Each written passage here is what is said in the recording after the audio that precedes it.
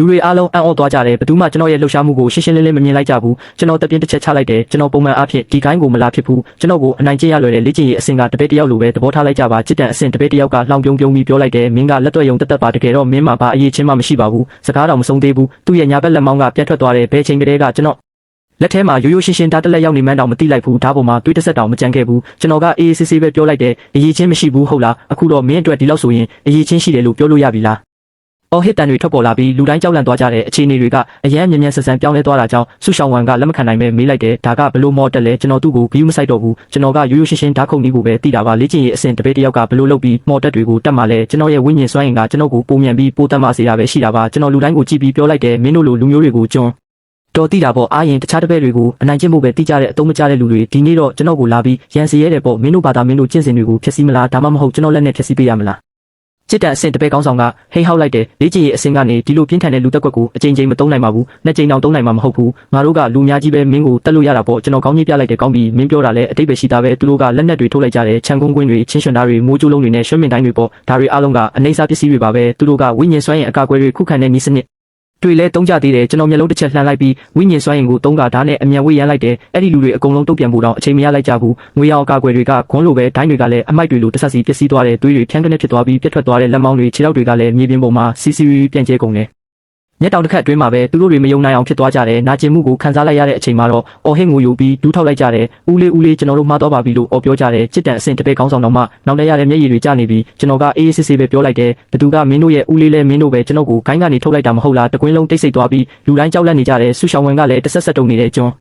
းတော်ကဓားမြောင်တလက်ကိုထုတ်ပြီးတေခါနီးငါးတကောင်လိုဖြစ်နေတဲ့ဆူရှောင်းဝင်ရဲ့မျက်နှာနာကိုဓာတ်နဲ့ကပ်လိုက်တယ်မင်းဘာလို့မလို့လဲကျွန်တော်ကလှောင်ရပြီးပြောလိုက်တယ်ခံမှန်းကြည့်လေမှန်ရင်ဆူရှိတယ်ကျွန်တော်ရဲ့စရိုက်ကတဝက်ကကောင်းပြီးတဝက်ကဆိုးတယ်ခိုင်းထဲမှာလည်းမရှိတော့ဘူးဆိုတော့ဘာကူမှဂယူးဆိုင်နေစရာမလိုတော့ဘူးကျွန်တော်ဆူရှောင်းဝင်ရဲ့မျက်နှာကိုဖျက်ဆီးဖို့ပြင်လိုက်တဲ့အချိန်မှာပဲလူတစ်ယောက်ကအဝေးကနေပြန်လာပြီးကွင်းအလယ်မှာရက်လိုက်တယ်သူကတော့ဝမ်ချီပါပဲဆူရှောင်းဝင်ကဝမ်ချီကိုမြင်လိုက်တဲ့အခါမှာတော့ကြောက်စိတ်တွေချက်ချင်းပျောက်ကွယ်သွားတယ်ခိုင်းချုပ်ရောက်လာပြီးမင်းတော့တေဖို့သာပြင်ထားတော့သူကဝမ်ချီကိုအော်ပြောလိုက်တယ်ခိုင်းချုပ်ကုချင်းချန်ကပုံကံဖို့စူးစမ်းနေတယ်ကျမတို့ကိုလည်းတိုက်ခိုက်နေတယ်သူ့ကိုအဖြစ်ပေးပါဒါပေမဲ့မထင်မှတ်ဖဲဝမ်ချီကဖားတဲ့အပြုံးနဲ့ခါညွတ်ပြီးပြောလိုက်တဲဦးလေးမလုပ်ပါနဲ့ဒါမျိုးမလုပ်ပါနဲ့ဆူရှောင်းဝန်ကနားမလည်နိုင်အောင်ဖြစ်သွားပြီးမေးလိုက်တဲ့ခိုင်းချုပ်ဒါကဘာဖြစ်တာလဲသူကခိုင်းချုပ်ကိုပုံကန်နေတဲ့တပည့်တယောက်လေးကျွန်တော်ဆူရှောင်းဝန်ကိုဂယူးမဆိုင်ပဲဝမ်ချီကိုကြည့်ပြီးမျက်မှောင်ကျုပ်လိုက်တယ်ဘာလဲမင်းရဲ့ချစ်သူလေးကိုကာကွယ်ပေးနေတာလားသူကလက်ကပြပြီးပြောလိုက်တယ်ဦးလေးရှောင်းဝန်ကငယ်သေးလို့ဘာမှမသိသေးတာပါဦးလေးကိုမသိပဲစော်ကားမိတာပါသူ့ကိုစားကျွန်တော်တောင်းပန်ပါတယ်သူ့ကိုလှုပ်ပေးလိုက်ပါနော်ဆူရှောင်းဝန်ကအန်အောတုံလို့သွားပြီးပြောလိုက်တယ်ခိုင်းချုပ်ရှင်ကခိုင်းချုပ်လေးဒီတပည့်ကကျမကိုအနိုင်ကျင့်နေတာနော်ကျွန်တော်ဝမ်ချီကိုကြည့်ပြီးဆူရှောင်းဝန်ကိုသူ့ချေရင်ကိုပစ်ချပေးလိုက်တယ်ဝမ်ချီကဝမ်းသာသွားပုံရတယ်ဆူရှောင်းဝန်ကထပ်လာပြီးပြောလိုက်တယ်ခိုင်းချုပ်ကျမအတွက်တရားမျှတမှုရှာပေးရမယ်နော်ကျွန်တော်ကအေးစစ်စစ်ပဲပြောလိုက်တယ်ခိုင်းချုပ်ဝန်တေချာစဉ်းစားပါဒီဆူရှောင်းဝန်ကခိုင်းရဲ့ငွေကြေးတွေကိုခိုးယူပြီးတခြားတပည့်တွေကိုအနိုင်ကျင့်နေတာသူ့ရဲ့လုပ်ရက်တွေကတကယ်ကိုမကောင်းဘူးဆူရှောင်းဝန်ကနှာခေါင်းတစ်ချက်ရှုံးလိုက်တယ်အားလုံးကမဟုတ်မတရားဆွဆွဲချက်တွေကြီးပဲဒါအပြင်မင်းကခိုင်းချုပ်ကတော့ကိုတောင်ခိုင်းစီရဲတဲ့ပေါ်ဝမ်ချီကဆူရှောင်းဝန်ကိုကြည့်ပြီးပါဇက်ပိတ်ထားဖို့အော်ဟစ်လိုက်တယ်သူကကျွန်တော်ဘက်ကိုလှည့်ပြီးမျက်နှာချိုသွေးကပြောလိုက်တယ်စီနီယာကိုကြီးဒီနေ့ဖြစ်ရက်ကအများအပြားနားလည်မှုလွဲတာပါကျွန်တော်ကခိုင်းချုပ်တယောက်ဖြစ်တယ်လို့သူကလည်းသူခိုင်းချုပ်တယောက်ဖြစ်တဲ့အတွက်ကျွန်တော်တို့ကိုတီးခံခွင့်လုပ်ပေးဖို့တောင်းပန်ပါတယ်ဝမ်ချီကကျွန်တော်ကိုတကယ်ပဲစိတ်ပြက်စေခဲ့တယ်ကျွန်တော်ကပြောလိုက်တဲ့ငါ့ကိုစိမ့်လန်းတောင်ကိုင်းကနေထုတ်ပယ်လိုက်ပြီလေဒါကြောင့်နောက်ကိုငါ့ကိုစီနီယာကိုကြီးလို့မခေါ်ပါနဲ့တော့မင်းတို့ခိုင်းတွင်းကိစ္စတွေကိုငါမစွတ်ဖက်တော့ဘူးသူကဆူရှောင်းဝန်ရဲ့လက်ရဘက်လက်ကိုဓာတ်နဲ့ခုတ်ဖြတ်လိုက်တယ်ဆူရှောင်းဝန်ကမယုံကြည်နိုင်တဲ့မျက်လုံးတွေနဲ့ကြည့်နေခဲ့တယ်ဝန်ချီကကျွန်တော်ကိုထက်ခါတလဲလဲဦးညွတ်တောင်းပန်ပြီးပြောလိုက်တယ်စီနီယာကိုကြီးတောင်းပန်ပါတယ်သူကကျွန်တော်ရဲ့အဖေဖြစ်နေလို့သူ့ကိုတစ်ချိန်လောက်လွတ်ပေးစေချင်ပါတယ်ကျွန်တော်ပြုံးပြီးပြောလိုက်တယ်ကောင်းပြီလေတကယ်ကိုကဲမရတော့ဘူးပဲဆူရှောင်းဝန်လိုလူမျိုးကသူခိုင်းချုပ်ဖြစ်လာပြီးငါကိုဒီအခြေအနေထိတွန်းပို့ခဲ့တာတော့မင်းကသူ့ဘက်ကရက်တီပေးနေတော့မဲမင်းကခိုင်းချုပ်တယောက်ပဲအခုချက်ချင်းထွက်သွားတော့ဝန်ချီကဆူရှောင်းဝန်ကိုကိုချီပြီးအမြန်ပြန်တန်းထွက်ခွာသွားတယ်ဆူရှောင်းဝန်ကကျွန်တော်ကိုရန်ညိုးတကြီးကြည့်နေခဲ့တယ်စိမ့်လန်းတောင်ကိုင်းရဲ့ကောင်းသောနေ့ရက်တွေကတော့ကုံဆုံးတော့မှာပါဝန်ချီကလည်းကျွန်တော်ကိုခိုင်းနဲ့ပြန်ဝင်စေချင်မှာမဟုတ်ပါဘူးခိုင်းချုပ်တယောက်အနေနဲ့သူ့ရှိမှကျွန်တော်ကိုမတွေ့ချင်တော့လို့ပါဆူရှောင်းဝန်ရဲ့လက်ကိုခုတ်ဖြတ်လိုက်တာကလည်းကျွန်တော်ကိုမျက်နှာသာပေးအောင်တက်ပါပဲကျွန်တော်ကကျမ်းပြင်ပေါ်မှာဒူးထောက်နေတဲ့တပည့်တွေကိုကြည့်ပြီးသူတို့ရဲ့ကျင့်စဉ်တွေကိုဖျက်ဆီးကမောင်းထုတ်လိုက်တယ်စိမ့်လန်းတောင်ကိုင်းကပျက်စီးလူနီးပါးဖြစ်နေပါပြီလွန်ခဲ့တဲ့နှစ်ပေါင်းများစွာကတည်းကခိုင်းရဲ့နာမည်ကကျဆင်းနေခဲ့တာပါဒီပျက်စီးနေတဲ့အရာတွေကိုပြင်ဆင်နေမဲ့အစားအတစ်တစ်ခုတိစောက်တာကပိုကောင်းပါလိမ့်မယ်အနည်းဆုံးတော့ပြည်သူတွေအတွက်အားကိုးထိုက်တဲ့ခိုင်းတစ်ခုရှိတင်တာပေါ့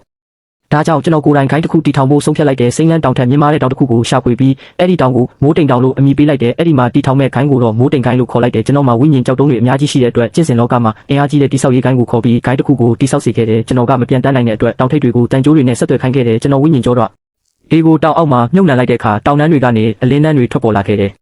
ခိုင်းကြီးကလူချမ်းရှိကကျင့်စဉ်ကျင့်ရာကနေထွက်လာပြီးကျွန်တော်စီကိုပြေးလာခဲ့တဲ့စီမီယာကိုကြီးဒါကျွန်တော်မှားပါကျွန်တော်ကျင့်စဉ်ကျင့်နေတော့ခိုင်းကိစ္စတွေကိုမကြည့်နိုင်ခဲ့ဘူးဝင်ချီကလည်းစိတ်မချရတဲ့လူတစ်ယောက်ဖြစ်လို့အကိုကြီးကိုအခုလိုအခက်တွေ့စေခဲ့တာပါကျွန်တော်ကပြုံးပြီးပြောလိုက်တယ်ငါတကယ်ပဲစိတ်ဆိုးနေတာမင်းမအပြစ်မကင်းဘူးလို့ခံစားရရင်ဘာလို့ရမလဲဆိုတာမင်းသိမှာပါလူချမ်းရှိကလည်းချက်ချင်းပဲသဘောတူလိုက်တဲ့စီမီယာကိုကြီးကျွန်တော်အခုပဲခိုင်းထဲကိုဝင်ပါမယ်အဲ့ဒီချိန်ကစပြီးမိုးတိမ်ကိုင်းမှာပထမဆုံးအကြီးအကဲတယောက်ရှိလာခဲ့တယ်ကျွန်တော်ကလူချမ်းရှိကိုဂိုင်းသားတစ်တွေခေါ်ယူတဲ့အခါလူချင်းဝတ်ကိုပထမဦးစားပေးပြီးမှအရေးချင်းကိုကြီးဖို့ညွှန်ကြားခဲ့တယ်ဝန်ချီဒါမှမဟုတ်ဆူရှောင်းဝမ်လိုလူမျိုးတွေကိုတော့လုံးဝလက်မခံဘူးပြောခဲ့တယ်မကြခင်မှာပဲမိုးတိမ်ကိုင်းကနာမည်ကြီးလာပြီးစိမ့်လန်းတောင်ကိုင်းကလူတွေအများကြီးရောက်လာခဲ့တယ်ဝန်ချီကလည်းကျွန်တော်ကိုထပ်ပြီးအထိုးမခံချင်တော့တဲ့အတွက်ဘာမှမတုံ့ပြန်ခဲ့ပါဘူးကျွန်တော်ကတော့ဒီကိစ္စကဒီမှာတင်မပြတီးသေးဘူးလို့တွေးလိုက်တယ်နောက်ပိုင်းမှာဝန်ချီနဲ့ဆူရှောင်းဝမ်တို့ကတပည့်တချို့ကိုခေါ်ပြီးကျွန်တော်စီရောက်လာပြန်တဲ့ဝန်ချီကကျွန်တော်ကိုမြင်တာနဲ့အတနာခံတဲ့လေတံနဲ့ပြောလိုက်တဲ့စီနီယာကိုအကြီးကျေးဇူးပြုပြီးစိမ့်လန်းတောင်ကိုင်းကိုကယ်ပေးပါခိုင်းရဲ့ဝိညာဉ်စွမ်းအားတွေခန်းချောက်သွားကြတဲ့ကတောင်အောက်ကတာစီထားတဲ့စွမ်းအားတွေပျက်စီးပြီးအစင်းမြင့်ဆုံးကဝေတယောက်ထွက်ပေါ်လာတော့မှာပါအကယ်၍အကိုကြီးကဒီကိစ္စကိုဖြေရှင်းပေးနိုင်ရင်အကိုကြီးရဲ့ဂိုင်းသားအဆင့်ကိုပြန်ပေးမဲ့အပြင်အကိုကြီးရဲ့တပည့်ကိုလည်းတူကိုင်းချတော့အဖြစ်ခန့်အပ်ပေးပါမယ်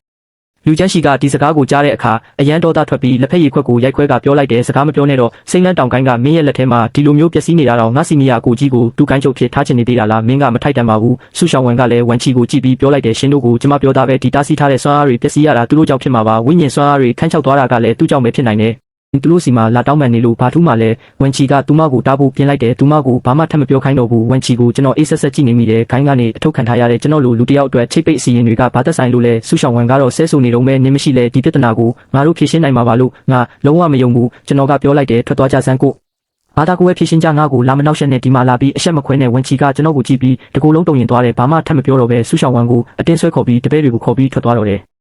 ်ကျွန်တော်ကတော့လှောင်ရဲလိုက်တယ်ဒီဆူရှောင်းဝမ်အကြောင်းကိုကျွန်တော်စောစောစီးစီးစုံစမ်းထားပြီးသားပါသူမကပိုင်ရှဲကိုင်းကအကြီးအကဲတယောက်ရဲ့တူမပဲဒီအကြီးအကဲကဝိညာဉ်အဆင့်ပြောင်းလဲခြင်းအဆင့်ထိကျင့်ကြံထားတာဆိုတော့ဝန်ချီကသူမကိုရတနာတစ်ခုလိုဘာလို့ကာကွယ်ပေးနေတာလဲဆိုတာနားလည်သွားပြီးသူကတော်တော်လေးကြောရုံမရှိတဲ့လူပဲဒီဝိညာဉ်အဆင့်ကျင့်ကြံသူကချင်းရှမ်းကိုင်းကိုတိမ့်ပိုက်နိုင်မလားဆိုတာကျွန်တော်ကြည့်ကျင်သေးတယ်ຫນွေဦးရတီရဲ့မက်လှမှာကျွန်တော်နဲ့လူချင်းရှိတို့အရက်တောက်နေတော့တပည့်တယောက်ကချင်းရှမ်းကိုင်းရဲ့အချင်းထောင်တွေကမိစ္ဆာတကောင်လွတ်လာပြီလို့လာတဲ့င်းပို့တယ်အဲ့ဒီမိစ္ဆာကိုကျွန်တော်သိတယ်ဝစ်စုံနဲ့အဖိုးကြီးလို့ခေါ်ကြပြီးကျွန်တော်ဆရာကချိတ်ပိတ်ထားတာပါသူကချင်းရှမ်းကိုင်းနဲ့ကိုခိုးဝင်ပြီးတဲ့င်းလာစုံစမ်းတော့ကကျွန်တော်ဆရာအကြိုက်ဆုံးချက်ကင်ကိုခိုးစားလို့ချိတ်ပိတ်ခံလိုက်ရတာအဲ့ဒီတုန်းကသူကအသေးအတန်တနာခံပြီးကျွန်တော်ဆရာကိုတောင်အဖေလို့ခေါ်ချင်ခဲ့တာဒါပေမဲ့ဆရာကသဘောမတူခဲ့ဘူးဆရာကပြောဘူးတယ်မင်းငါကိုချက်ကင်ဘလောက်ပဲပြန်ပေးပေးအဲ့ဒါမင်းစားလိုက်တဲ့အကောင်မဟုတ်တော့ဘူးတဲ့ဆရာကကျွန်တော်ကိုလှည့်ပြီးတင်ငန်းစာပေးခဲ့တယ်အဲ့ဒီလူကိုကြည်စမ်းခွေးတကောင်နဲ့တူနေတာပဲနောက်ကိုသူ့လိုမျိုးမကောင်းတာတွေမတင်ယူနေတဲ့အခုတော့ဝစ်စုံနဲ့အဖိုးကြီးကအပြင်ကိုထွက်လာပြီးကျွန်တော်ဆရာကတော့နှက်သက်ကြွေသွားပြီးဝန်ချီကဝစ်စုံနဲ့အဖိုးကြီးကိုဘလို့မှမရှင်းနိုင်ဘူးဆူရှာအဝန်ကသူမရဲ့ဦးလေးဖြစ်တဲ့ဝိညာဉ်အဆင့်အကြီးအကဲကိုခေါ်လာပေမဲ့လည်းမနိုင်ခဲ့ဘူးအဲ့ဒီလိုနဲ့ချင်းရှမ်းကိုင်းပျက်စီးသွားတော့တဲ့တပည့်တွေပြောတာတော့ဝန်ချီနဲ့ဆူရှောင်းဝမ်တို့ကအင်ချီမဲ့ခွေးတွေလိုထွက်ပြေးသွားရတယ်တဲ့ဆူရှောင်းဝမ်ဆိုရင်ဝစ်စုံနဲ့အဖိုးကြီးခေါ်လိုက်တဲ့မိစ္ဆာရဲ့လက်ချက်နဲ့ကြင်ကြံမှုတွေတောင်ပျက်စီးသွားတယ်နောက်ဆုံးမှာတော့သူတို့တွေခိုင်းသားတွေအားလုံးကိုခေါ်ပြီးဝေးဝေးကိုထွက်ပြေးသွားကြတယ်ကျွန်တော်မရှိရင်သူတို့တွေတကယ်ပဲဒီပြဿနာကိုမဖြေရှင်းနိုင်ဘူးနေတာတဲ့နေ့တစ်နေ့မှာကျွန်တော်ချင်းရှမ်းကိုင်းကိုသွားပြီးဝစ်စုံနဲ့အဖိုးကြီးနဲ့တွားတွေ့တယ်ချင်းရှမ်းကိုင်းရဲ့အပျက်စီးတွေပေါ်မှာအလံနဲ့တွေလွင့်ထူနေပြီးဝစ်စုံနဲ့ကိုင်းကအစ်စ်ပြန်ဆနေပြီးဝစ်စုံနဲ့အဖိုးကြီးကကျွန်တော်ကိုမြင်တော့အံ့ဩသွားတယ်ကျွန်တော်ကခေါင်းချင်းပြလိုက်တယ်မစိုးဘူးဝိညာဉ်အဆင့်နောက်ဆုံးအဆင့်ရောက်နေပြီပဲသူကတုံတုံရင်ရင်နဲ့အကိုကြီးနေကောင်းလားလို့လာနှုတ်ဆက်တယ်ကျွန်တော်ကပြောလိုက်တယ်မစိုးပါဘူးချင်းရှာနန်းကိုင်းကအိမ်တွေကိုမင်းမိရှို့လိုက်ပေမဲ့ဘိုးဘွားစင်နဲ့ခမ်းမဆောင်ကြီးကိုတော့ခြံထားခဲ့တာပဲသူကပြန်ပြောတယ်အကိုကြီးတောင်းပန်ပါတယ်အကိုကြီးနဲ့တက်မကြွေသေးဘူးဆိုတာကျွန်တော်မသိလို့ပါတယ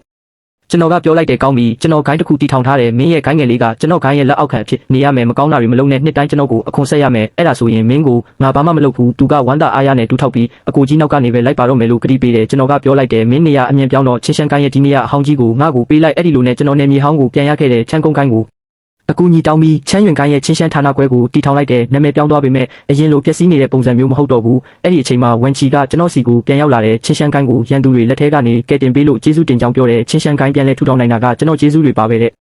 ဲ့ဘေးနာကဆူရှောင်းဝမ်ကတော့နှက်ခတ်မဲ့ပြီးနေလဲတော်တော်လေးဆွမ်းဆောင်နိုင်တာပဲလို့ပြောတယ်ကျွန်တော်နည်းနည်းရေချင်းသွားတယ်ဒီလူနှစ်ယောက်ကကျွန်တော်ကိုဂိုင်းပြန်အပ်မဲ့ပုံစံမျိုးလုပ်နေကြတာကျွန်တော်ကအေးအေးဆေးဆေးပဲပြောလိုက်တယ်ချင်းရှမ်းကိုင်းဟုတ်လားဘယ်မှာလဲချင်းရှမ်းကိုင်းဒါကကျွန်တော်ရဲ့ချမ်းရွင်ကိုင်းချင်းရှမ်းဌာနခွဲပဲလေဝန်ချီရဲ့မျက်နှာကနီးရဲသွားပြီးဒါပေမဲ့ဒါကချင်းရှမ်းကိုင်းရဲ့နေမြေလေးလို့ပြောတယ်ယူချင်းရှိကအေးဆက်ဆက်နဲ့လှောင်လိုက်တယ်ဘယ်မှာလဲချင်းရှမ်းကိုင်းချအင်းရှမ်းကိုင်းပျက်စီးသွားတာကြပြီးမင်းတို့လက်ထဲမှာတင်လန်းဆုံးသွားတာမင်းကတော့တကယ်ကိုအတုံးမကျတဲ့ကောင်ပဲဝန်ချီကကျွန်တော်ကိုကြည့်ပြီးပြောတယ်ခမရထွက်သွားကြတဲ့ကဂိုင်းဟာနေမြေတွေမှာအနှိမ်ခံရတယ်လို့အစီရင်တွေလည်းပျက်စီးခဲ့ရတယ်ငါတို့တွေဒီလောက်တောင်ဒုက္ခရောက်နေတာကိုငါတို့ကိုလွတ်မပေးနိုင်ဘူးလားတဲ့ကျွန်တော်ကမျက်မှောင်ကျုပ်ပြီးလက်ဖက်ရည်ကိုတငုံတောက်လိုက်တယ်အရသာကတကယ်ကိုကောင်းတယ်ကျွန်တော်ကခမရတို့စီကနေအထုတ်ခံထားရတဲ့လူတစ်ယောက်ပဲကျွန်တော်ပစ္စည်းတွေကိုပြန်ယူတာကလွဲလို့ခမရတို့ကိုဘာလုပ်နိုင်မှာမို့လို့လဲဆူရှောင်းဝမ်ကဒေါသတကြီးနဲ့အော်ဟစ်တော့တယ်နင်းလိုတရိษံထက်မသားတဲ့ကောင်းနေငါတို့ကိုဒီလောက်ဒုက္ခပေးထားတာနင်းကောင်းကောင်းတည်ရမှာမဟုတ်ဘူးအခုတော့ကျွန်တော်နဲ့ဝန်ကိုင်းချုပ်က မိသားစုတွေကိုမဝင်ခင်ကတည်းကနေရာတိုင်းမှာလူတွေရဲ့လှောင်ပြောင်ခြင်းကိုခံခဲ့ရတာအခုတော့မင်းပြောသွားပြီလားအစတုန်းကတော့သူတို့ကငါရဲ့နှစ်စဉ်လာစာမြင်မာနေတာကိုမလိုချင်လို့ငါ့ကိုမောင်းထုတ်ခဲ့ကြတာပါနောက်ပြီးတော့ငါရဲ့ဂိုင်းဝင်မတန်းကိုလည်းပယ်ဖျက်ခဲ့ကြသေးတယ်အခုကြတော့မှငါကပဲလူတွေကိုဒုက္ခပေးနေတယ်လို့ဖြစ်သွားရပြန်ပြီးဝင်ချီကမျက်နှာပြက်ပြက်နဲ့အခုလိုပြောပါတယ်အရင်တုန်းကငါတို့ကြားမှာနားလည်မှုလွဲတာတွေရှိခဲ့ပါတယ်တကယ်ကိုတောင်းပန်ပါတယ်ဒါပေမဲ့ငါကလည်းချင်းရှမ်းကိုင်းရဲ့ဂိုင်းချုပ်ဖြစ်နေတယ်လို့မင်းကလည်းအရင်ကဂိုင်းသားတယောက်ဖြစ်ခဲ့ဘူးတာပဲငါတို့နှစ်ယောက်စလုံးချင်းရှမ်းကိုင်းပေါ်တန်ရောစင်ရှိကြတာပဲမင်းကြည့်ပါဦးဒီမြေကွက်ကိုချင်းရှမ်းကိုင်းကိုပဲပြန်ပေးလိုက်ရင်မကောင်းဘူးလားငါရဲလိုက်မိတယ်သူကဘာအရေးချင်းမှမရှိတဲ့အတွက်ဂိုင်းချုပ်မလုပ်သင့်ဘူးလို့ငါရင်ကလေးကပြောခဲ့ပြီးသားပါအခုထိငါရှိမှသူကဂိုင်းချုပ်ပါဆိုပြီးထုတ်ပြောရဲသေးတာပဲမဖြစ်နိုင်တာဒီနယ်မြေကဝစ်စုံနဲ့မိစ္ဆာ OGC ကနေငါတောင်းထားတာအခုတော့ငါပိုင်နဲ့ဖြစ်သွားပြီမင်းတို့ကိုယ်တိုင်ကြင်ကြံခြင်းကိုအာယုံမဆိုင်ပဲချင်းရှမ်းကိုင်းကိုနန်းစောနေအောင်ပဲလုပ်နေကြတာနောက်ဆုံးကြတော့ကိုယ့်အိမ်ရဲ့တားမြစ်ချက်ကိုတော့တီအောင်မလုပ်နိုင်ကြဘူးမင်းရဲ့ဆရာကခီးမထွက်ခင်မှာမင်းကိုစောင့်ရှောက်ပေးဖို့ငါ့ကိုမှကြားခဲ့တာနှမျောဖို့ကောင်းလိုက်တာမင်းကိုယ်တိုင်ငါ့ကိုဂိုင်းထဲကနေမောင်းထုတ်လိုက်မယ်ဆိုတာ तू ဘလို့မှထင်ထားမှာမဟုတ်ဘူးဆူရှောင်းဝမ်ကတွားကြိတ်ပြီးဝမ်ချီကိုကြည့်လိုက်တယ်ဂိုင်းချုပ် तू ကပြန်မပေးရင်လည်းထားလိုက်ပါတော့သူ့ကိုမတောင်းပန်ပါနဲ့ငါတို့တခြားအားနေရာကိုပဲတွားကြတာပေါ့လေပြင်းတစ်ချက်တိုက်ခတ်သွားပြီးဝစ်စုံနဲ့မိစ္ဆာအိုကြီးပေါ်လာတဲ့အခါဝန်ချီနဲ့ဆူရှောင်းဝမ်တို့ထိတ်လန့်သွားကြတဲ့ဝစ်စုံနဲ့မိစ္ဆာအိုကြီးကငါ့ကိုဥညွတ်နှုတ်ဆက်ပြီးအခုလိုပြောပါတယ်အကိုကြီးဝစ်စုံနှခိုင်းကနေရာတစ်ရှာတွေ့ပါပြီအကိုကြီးလာရောက်ညွှန်ကြားပေးဖို့ဖိတ်ခေါ်ပါတယ်ခင်ဗျာအဲ့ဒီလိုပြောပြီးသူကဝန်ချီကိုလှည့်ကြည့်ပြီးလှောင်ပြုံးလိုက်တဲ့ဆူရှောင်းဝမ်ကကြောက်လန့်တကြားနဲ့ဝန်ချီရဲ့နောက်ွယ်ကိုဆုတ်သွားခဲ့တယ်ဝင်ချီကမျက်နှာပြက်ပြက်နဲ့ငါ့ကိုကြည့်ပြီးရန်ညိုးတွေပြည့်နေတဲ့မျက်လုံးတွေနဲ့ပြောပါတယ်ငါတို့မင်းကိုမတောင်းပန်တော့ဘူးအခုတော့နှုတ်ဆက်ပါတယ်နောက်မှပြန်တွေ့ကြတာပေါ့တကယ်ဆိုရင်တော့ငါကနောင်ရဲ့အတွက်ပြဿနာကိုခြံထားတတ်သူမဟုတ်တယ်လို့ဆူရှောင်းဝမ်ရဲ့ဆဲဆိုတန်တွေကိုလည်းတီးခံတတ်သူမဟုတ်ဘူးဒါပေမဲ့ဒီနေ့ကငါဆရာနဲ့ရွာဆန်နဲ့နှစ်1000ပြည့်နေဖြစ်နေလို့ငါလည်းမပါချင်တာပါနောက်မှပြန်တွေ့ကြတာပေါ့လို့သူပြောတာပဲနောက်မှပဲပြန်တွေ့ကြတာပေါ့နောင်ခါဆိုတာဘယ်လောက်တောင်ကြာမလဲဆိုတာငါသိချင်ပြီပါတေးတယ်12နှစ်ကြာပြီးတဲ့နောက်မှာတော့ကြီးကျယ်တဲ့လေလံပွဲတစ်ခုမှာဝင်ချီနဲ့ဆူရှောင်းဝမ်တို့ကိုငါပြန်တွေ့ခဲ့တယ်သူတို့ကအရင်ကအတွင်းစီးကိုင်းသားတချို့ကိုခေါ်ထုတ်သွားပြီးကွေရှင်းကိုင်းဆိုတဲ့ကိုင်းငယ်လေးတစ်ခုတီထောင်ထားကြတယ်အဲ့ဒီကိုင်းကပိုင်ရွှေကိုင်းရဲ့လက်အောက်ခံမှာကိုင်းတက်မှာတော့သူတို့ရဲ့ဇယိုက်မှန်တွေပေါ်လာပြီးကိုင်းကောင်းတစ်ခုရဲ့ကျင်းဝတ်တွေကိုမလိုက်နိုင်ကြတော့ဘူးလေလံပွဲအပြင်ဘက်ကစင်ကြံလမ်းမှာဝင်ချီကငါ့ကိုမြင်တော့အံ့အားသင့်သွားတယ်ဆူရှောင်းဝမ်ရဲ့မျက်လုံးထဲမှာတော့ရွအန်ရှာမှုတွေပြည့်နေတာပေါ့ကုချင်းချိန်မင်းလိုကြင်ကြံချင်းအနေဆုံးအဆင့်ရှိတဲ့သူကဒီလိုနေရာမျိုးကိုလာဖို့အရေးချင်းရှိလို့လားမင်းတို့ရဲ့ရင်ကောင်ကိုင်းမှာအတမဆုံးသူကတော့လက်သားလောင်းအဆင့်ပဲရှိတာဖိတ်စာလည်းမရှိဘဲနဲ့မင်းကဒီကိုလာရဲသေးတယ်နော်အခုချက်ချင်းဒီကနေထွက်သွားလိုက်တော့လေလံပွဲကိုအနောက်ရှက်မပေးဘဲနဲ့ဒီမှာလာပြီးဟမ်မလုပ်နေနဲ့ဒီတစ်ချိန်လေလံပွဲရဲ့ဖိတ်စာကပါဝင်တဲ့ကိုင်းတွေမှာအ ਨੇ ဆုံးမဟာယာနအဆင့်ကြင်ကြံသူရှိနေမှရတာပါကွေးရှင်းကိုင်းကဝင်ချီနဲ့ဆူရှောင်းဝမ်တို့တက်ရောက်နိုင်တာကတော့ပိုင်ရွှေကိုင်းရဲ့အကူအညီကြောင့်ပဲဖြစ်မှာပါပိုင်ရွှေကိုင်းတက်ရောက်နိုင်တာကတော့သူတို့ကပွဲစီစဉ်သူရဲ့လက်အောက်ခံကိုင်းဖြစ်နေလို့ပါငါကဆူရှောင်းဝမ်ကိုဂယုမဆိုင်ပဲဝန်ချီကိုပဲကြည့်ပြီးပြောလိုက်တယ်အော်နက်ဖျားစင်ကိုတက်လန်းဖို့အတွက်လိုအပ်တဲ့ပစ္စည်းတွေကိုလာရှာတာကိုဝန်ချီကမျက်နှာညူညူနဲ့ဒါမင်းနဲ့မဆိုင်ဘူးမင်းရှိရမယ့်နေရာမဟုတ်ဘူးထွက်သွားတော့လို့ပြောပါတယ်ငါပြုံးလိုက်တယ်ဒီပွဲမှာရှိတဲ့နက်ဖျားစင်တက်လန်းဖို့လိုအပ်တဲ့ပစ္စည်းမှန်သမျှကိုငါပဲအကုန်ဝယ်သွားမှလို့ပြောခဲ့ပြီးသားပဲဝင်ချီကမျက်လုံးပြူပြီးငါရဲ့ကွေရှင်းကိုင်းကပိုင်ရွှေကိုင်းအောက်မှာရှိနေတာပိုင်ရွှေကိုင်းကလည်းပွဲစီစဉ်သူတွေနဲ့ပတ်သက်နေတာမင်းကိုငါမကြောက်ဘူးလို့ပြန်អော်တယ်လေအဲ့ဒီနောက်သူကဘေးနာကလူတွေကိုလှမ်းអော်ပြောတယ်ဒီမှာကြင်ကြံချင်းအစင်းနေတဲ့သူတယောက်ခိုးဝင်နေတဲ့ဟေးဘေးနာကလူတွေကအတန်ကြာတော့လှည့်ကြည့်ကြပြီးတချို့ကလည်းလှောင်ရကြတယ်ကြင်ကြံချင်းအစင်းနေတဲ့သူကဒီကိုဘလို့များလမ်းမရောက်လာတာလဲပေါ့ပွဲရဲ့စီကန်းတွေကိုထိမ့်သိမ်းရတဲ့ပိုင်ရွှေကိုင်းသားတချို့ကရုပ်တဲတဲဖြစ်နေတာကိုမြင်တော့ပြေးလာကြတယ်ဆူရှောင်းဝမ်ကငါ့ကိုလက်ညှိုးထိုးပြီးပိုင်ရွှေကိုင်းသားတွေကိုလှမ်းအောင်ပြောတယ်စီနီယာအကိုကြီးဒီမှာကြင်ကြံချင်းအစင်းနေတဲ့သူတယောက်ခိုးဝင်ပြီးလာနောက်ရှက်နေပါတယ်ပိုင်ရွှေကိုင်းသားတွေရဲ့ခေါင်းဆောင်ဖြစ်သူနှစ်သားလောင်းအစင်းကြင်ကြံသူကငါ့ကိုကြည့်ပြီးနှာခေါင်းရှုပ်လိုက်တယ်ဘဲကကြွတ်တီကောင်းလဲလေလံပွဲကိုလာပြီးနောက်ရှက်ရဲတယ်ပေါ့အဲ့ဒီလိုပြောပြီးခက်ထန်လာတဲ့လက်နက်ကြီးကိုထုတ်လိုက်တယ်အဲ့ဒီလက်နက်ကရိုးရိုးလက်နက်မဟုတ်ပဲအေးဆက်ဆက်အချိန်ဝါတော့ထွက်နေပြီးငါစီကိုလေပြင်းတွေနဲ့တူဝေယံပြီးတိုက်ခိုက်ဖို့ရောက်လာခဲ့တယ်ငါကတော့ကုချင်းချန်ကလက်ချောင်းလေးနဲ့တောက်လိုက်ယုံနဲ့ဝန်ပုတ်တွေကလက်တုပ်ဟာပြာဖြစ်ပြောင်းလဲသွားပါတယ်အေးမြတဲ့လေတိုက်ခတ်လာပြီးပြာတွေကလေထဲမှာလွင့်စင်သွားခဲ့တယ်အဖြူရောင်တိမ်တိုက်ကိုင်းကတပည့်ကမျက်လုံးအပြူသားဖြစ်သွားပြီးမင်းဒါကကောင်းကင်အဆင့်တမရတနာပဲလို့အလန့်တကြားပြောလိုက်ပါတယ်ကွင်းထဲမှာချက်ချင်းဆိုသလိုငြိမ်သက်သွားပြီးလေ့ကျင့်ရေးအဆင့်ခုနှစ်ကလူကိုလှောင်ပြောင်နေကြတဲ့သူတွေတောင်အံ့ဩလွန်းလို့ပါဇက်အဟောင်းသားဖြစ်သွားကြတယ်ဆူရှောင်းဝမ်ကဒေါသတကြီးဖြစ်နေတော့မှပဲအဖြူရောင်တိမ်တိုက်ခိုင်းကအကြီးအကဲတယောက်ဝင်ချီရဲ့ဘေးမှာရုတ်တရက်ပေါ်လာပါတယ်သူကကုချင်းချန်ပေါ်လို့အကြီးအကဲကဆိုပါတယ်ဝင်ချီနဲ့ဆူရှောင်းဝမ်တို့ကဝမ်းသာအားရဖြစ်သွားကြတယ်အကြီးအကဲသူပါပဲဒီတစ်ခါသူကရှောင်းဝမ်ကိုအနိုင်ကျင့်ခဲ့တာဝင်ချီနဲ့အတူဝိညာဉ်ပြောင်းလဲခြင်းပစ္စည်းတွေကိုပါလူဖို့စူးစမ်းခဲ့သေးတယ်လို့ဆူရှောင်းဝမ်ကတိုင်တော့ပါတယ်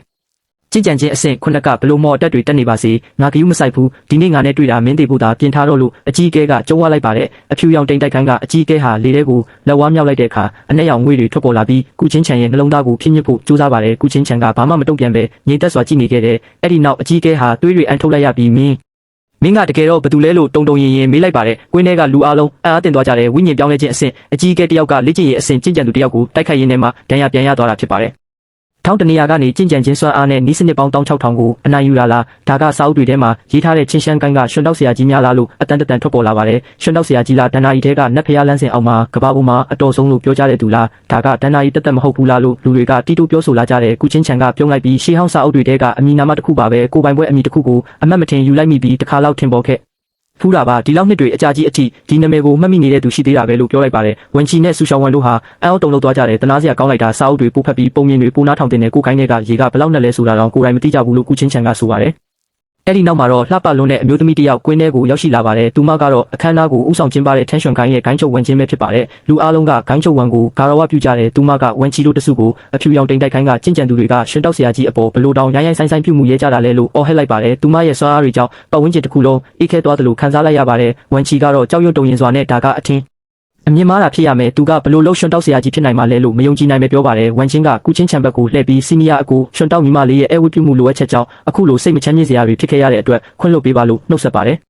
ကုချင်းချန်ကလည်းပြုံးပြီးတော့ဒီကလေးမလေးကစီနီယာအကိုရွှန်တောက်လို့ခေါ်ရမယ့်သူမဟုတ်ဘူးအရင်ကတောင်တန်းကြီးတွေကြားကဝန်ပုတ်တွေကိုထဲမှာဝန်ပုတ်တွေနိုးတောက်နေတဲ့သူမကိုငါတွေ့ခဲ့ပြီးလူလောကတဲ့ကိုခေါ်ဆောင်လာခဲ့တာပါနှစ်ပေါင်းရာနဲ့ချီအောင်သူမနဲ့အတူလှည့်လည်သွားလာရင်ညီမအရင်လေးလိုစောက်ရှောက်ခဲ့တာပါလို့တွေးတောမိပါတယ်အဲ့ဒီအချိန်မှာပဲအဖြူရောင်တိမ်တိုက်ကိုင်းချုပ်ကပြေးလာပြီးဂိုင်းချုပ်ဝင်ကျွန်တော်ရဲ့လက်အောက်ငယ်သားတွေကိုကောင်းကောင်းမဆုံးမနိုင်ခဲ့လို့ပါတကယ်ကိုတောင်းပန်ပါတယ်လို့ဒူးထောက်တောင်းပန်ပါတယ်ဝန်ချင်းကမင်းတို့ကိုနောက်မှအပြစ်ပေးမယ်လို့ပြောပြီးကုချင်းချန်ကိုတော့အကိုကြီးကစိတ်မဆိုးဘူးမဟုတ်လားလို့မေးပါတယ်ကုချင်းချန်ကရပါတယ်ဝန်ချီတို့တစုကိုငါကကြည့်တောင်မကြည့်ကျင်တော့ဘူးလို့ဖြေလိုက်တယ်ဘေးနားကလူတွေကတော့တကယ်လူတွေပဲလောကမှာအတော်ဆုံးသူကိုတောင်မမှတ်မိပဲစော်ကားမိကြတယ်ဝိညာဉ်ပြောင်းလဲခြင်းအစဉ်ကျင့်ကြံသူလေးကိုခေါ်လာပြီးအခြေအနေကိုပြန်ပြင်ဖို့စူးစမ်းနေကြသေးတယ်လို့လှောင်ပြောင်ကြပါတယ်အဖြူရောင်တိမ်တိုက်ခိုင်းဟာချမ်းရွှန်ခိုင်းရဲ့လက်အောက်ခံအစဉ်တန်းကနေပဲဖြတ်ချင်းခံလိုက်ရပါတယ်ချင်းတင်ကိုင်းရဲ့ထောင်လွှားစော်ကားတဲ့လုပ်ရက်တွေကြောင့်ပတ်ဝန်းကျင်ကတခြားကိုင်းတွေရဲ့ဝိုင်းဝန်းတိုက်ခိုက်ခြင်းကိုအမြဲတမ်းလိုခံခဲ့ရပါတယ်ဆူရှော့ဝန်ရဲ့ဦးလေးဟာကျွန်တော်ပေါ်ကိုထိလက်ရောက်ကျူးလွန်ခဲ့တဲ့အတွက်ကြောင့်စီးနှင်းဖြူကိုင်းချုပ်ကသူ့ရဲ့ကျင့်စဉ်တွေကိုဖျက်ဆီးလိုက်ပြီးတီယန်ရွှန်ကိုင်းရဲ့မြေအောက်ထောင်ထဲမှာရိုက်နှက်ပိတ်လောင်ထားလိုက်ပါတယ်ဝန်ချီနဲ့ဆူရှော့ဝန်တို့ဟာလည်းကျင့်စဉ်တွေဖျက်ဆီးခံရပြီးတာမန်လူသားတွေဖြစ်သွားခဲ့ကြပါတယ်ကျင့်ကြံသူနဲ့တာမန်လူကြားမှာကွာခြားချက်တွေရှိနေတာကြောင့်အဲ့ဒီလူနှစ်ယောက်ကိုကျွန်တော်နောက်တစ်ခါထပ်မတွေ့ရတော့ပါဘူးစမ်းရင်ကိုင်းဟာတနေ့ထက်တနေ့တိုးတက်စီကားလာပြီးဆရာနဲ့စီနီယာမရှိခဲ့စဉ်ကချင်းရှမ်းကိုင်းရဲ့အရေးအယောင်တွေကိုကျွန်တော်မြင်အောင်နေမိပါတယ်မြင်မာလာတဲ့တောင်တန်းတွေကိုကြည့်ရင်ကျွန်တော်တက်ပြင်းတစ်ချက်ချလိုက်မိပါတယ်ကျွန်တော်ဟာချီကျင့်စဉ်အဆင့်ပေါင်းများစွာကိုလေ့ကျင့်ခဲ့ပေမဲ့အခြေခံအုံမြင့်တိဆောက်တဲ့အဆင့်ကိုအခုထိမကျော်ဖြတ်နိုင်သေးပါဘူးဒီဘဝမှာတော့နတ်ဖျားအဆင့်ကိုတက်လန်းဖို့ကံမပါတော့ပဲဆရာနဲ့စီနီယာမကိုပြန်တွေ့ဖို့အခွင့်အရေးမရှိတော့ဘူးထင်ပါတယ်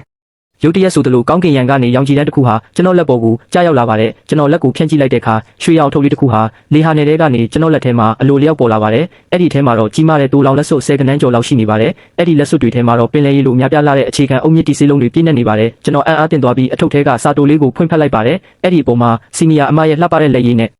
ရေးထားတဲ့စာသားအနေငယ်သာပါရှိပြီးအတိတ်ပဲကတော့တိုတိုနဲ့ရှင်းလင်းလာပါတယ်လိမ္မာတဲ့မောင်လေးဆရာကမင်းကိုဒီဆေးတွေကိုစက်တိုက်ဂယူးတစိုက်စားဖို့မှာလိုက်တယ်နော်